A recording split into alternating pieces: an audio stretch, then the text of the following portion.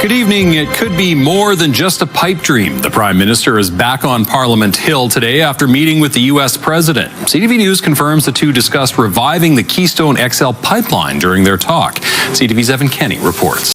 Let's bring in CTV News political commentator and former NDP leader Tom Mulcair. Tom, so we hear more talk about pipelines, clearly, too, as Mark Carney, at least in the last little bit, tabling this idea earlier this week of reviving Keystone XL. What do you make of this conversation, too? He's talked about wanting to make Canada an energy superpower, but just as you heard from the Conservatives House leader, it's not going to dictate or move away from, again, selling our energy to the United States. It's a complicated agreement, more complicated maybe than any other agreement we have on trade, because we have natural conflict. We also have mutual love. We have great love for each other. I love this. I love Canada, the people of Canada, and Mark feels the same way about here. The problem we have: when tariffs bite, everyone feels the pain.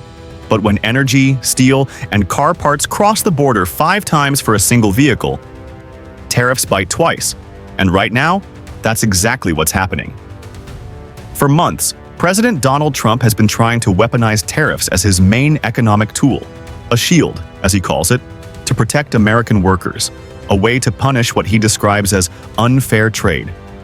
But Canada, under the quiet and strategic influence of Mark Carney, the former governor of both the Bank of England and the Bank of Canada, has flipped that story completely. Carney's recent visit to Washington didn't look like much on the surface.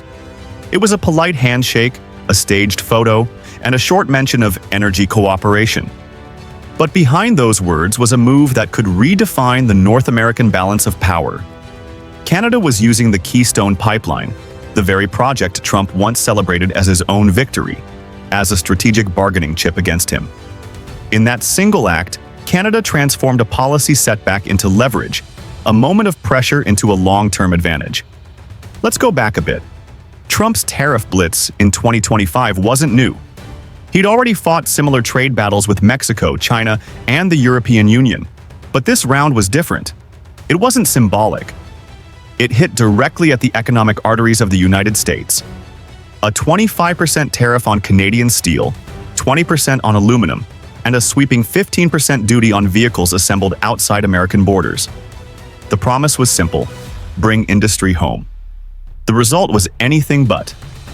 Within weeks, American automakers in Michigan and Ohio were reporting component shortages. Assembly plants stalled because bolts, frames, and brake systems made in Ontario were stuck in customs.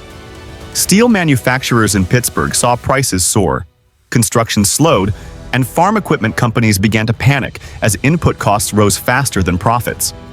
Across the Midwest, farmers started losing export markets as Ottawa hit back with its own counter tariffs on American soybeans and grain. That's when Carney stepped in. He understood that the key to outplaying the U.S. wasn't matching Trump's aggression. It was reframing the battlefield. So when he walked into the Oval Office, smiling and calm, and mentioned energy cooperation, it wasn't small talk. It was a coded message.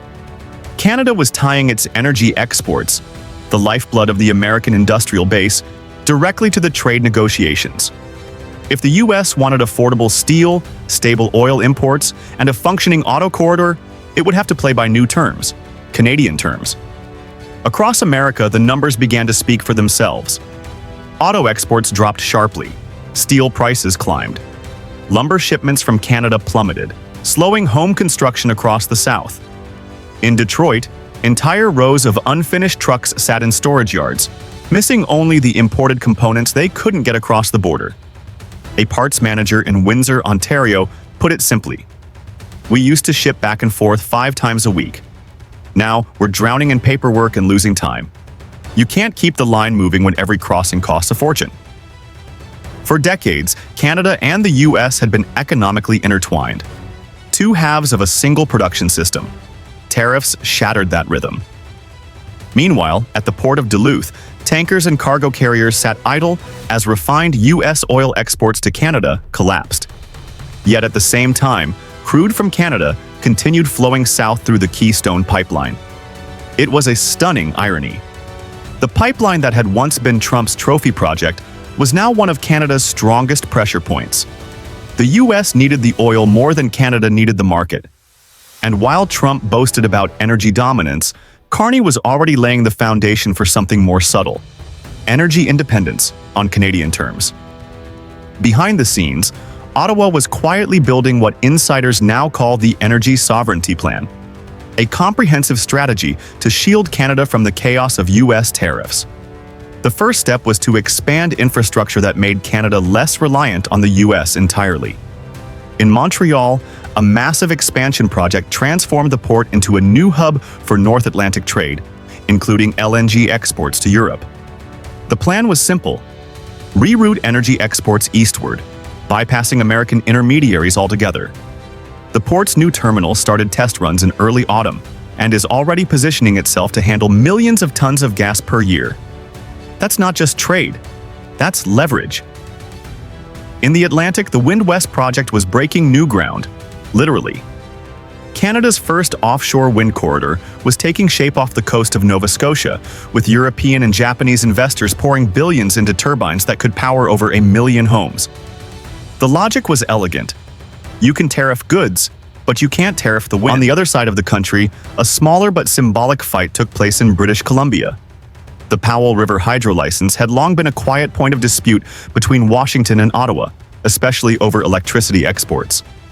When renewal time came, Canada simply approved it, calling it an act of national energy security.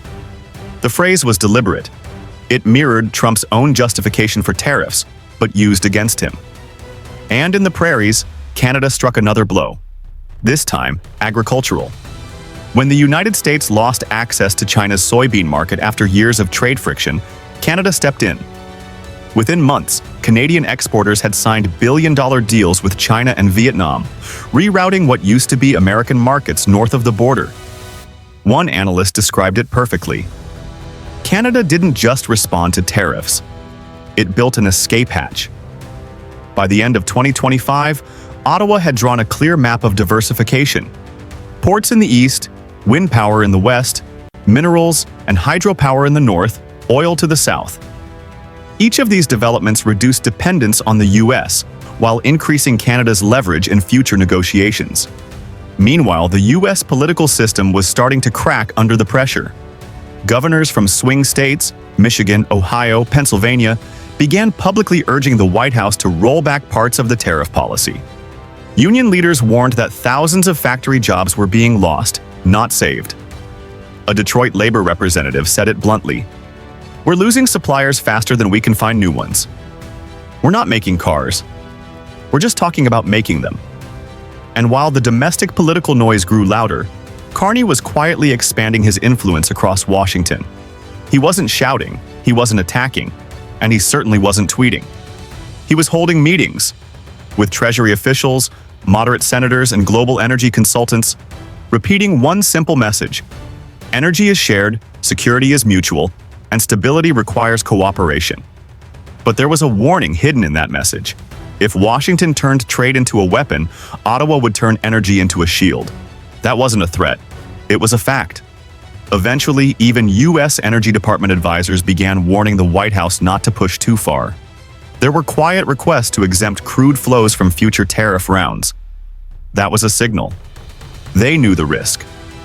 If Canada even slowed pipeline deliveries, the U.S. industrial system would feel it within days. And that's when the dynamic truly shifted. Carney didn't need to make public demands. He didn't need to threaten. The math was already doing the talking. At home, his approval soared. Canadians saw him as the strategist who could navigate global power games without shouting, who could use policy, investment, and timing as weapons instead of insults. Foreign diplomats began calling him the energy whisperer. Now, of course, the pro-tariff camp has its own arguments. Economists like David Holtzman from the University of Chicago argue that tariffs are necessary short-term pain to restore long-term strength. In theory, that makes sense. Manufacturing doesn't rebuild overnight, and protectionist policies can sometimes give struggling industries breathing room. But that theory collapses when applied to an economy as interconnected as North America's. If a single part must cross the border 5 times before it becomes a finished product, every tariff and delay multiplies the cost. That's not long-term growth. That's logistical paralysis. Carney understood that. Trump didn't. So while Washington tried to force independence, Canada built interdependence that served its own interests. While Trump announced new tariffs on Twitter, Carney was securing new energy deals and infrastructure quietly, methodically, and globally. And that's the story of how Canada turned Trump's loud policy into its quiet advantage. The final picture is stunning. The very tariffs designed to strengthen America are now creating deeper dependency on Canadian resources. Steel is more expensive, auto production is slower, energy imports from Canada are higher than before. And the Keystone pipeline, the once iconic symbol of Trump's energy triumph, has turned into a powerful Canadian tool for negotiation. When Carney entered the Oval Office, he didn't come as a supplicant. He came as a strategist. He didn't plead for tariff relief. He offered energy stability in exchange for respect and cooperation. That was the deal. Unspoken, but understood. Trump may have had the bigger stage, but Carney had the deeper playbook. In the end, this isn't just a story about trade policy. It's about the quiet power of strategy over spectacle. It's about how nations use patience, planning, and diversification to build leverage in a world where shouting often replaces thinking. And most importantly, it's a story about how one handshake, one mention of energy cooperation, can signal an entire geopolitical shift. Because make no mistake, the balance of power in North America is changing. Not through confrontation, not through war, but through energy, through resilience, through leadership that knows when silence is stronger than speech. Thanks for watching. If you found this analysis helpful, make sure to subscribe. It helps keep independent, fact-based documentaries like this alive. Share your thoughts below. Do you think Canada's energy strategy can hold up under pressure, or will the US retaliate with even tougher measures? Stay tuned. Next, we'll explore how Mexico and Canada are quietly building a new North American supply chain that's leaving Washington behind. Until then, thank you for being part of this conversation.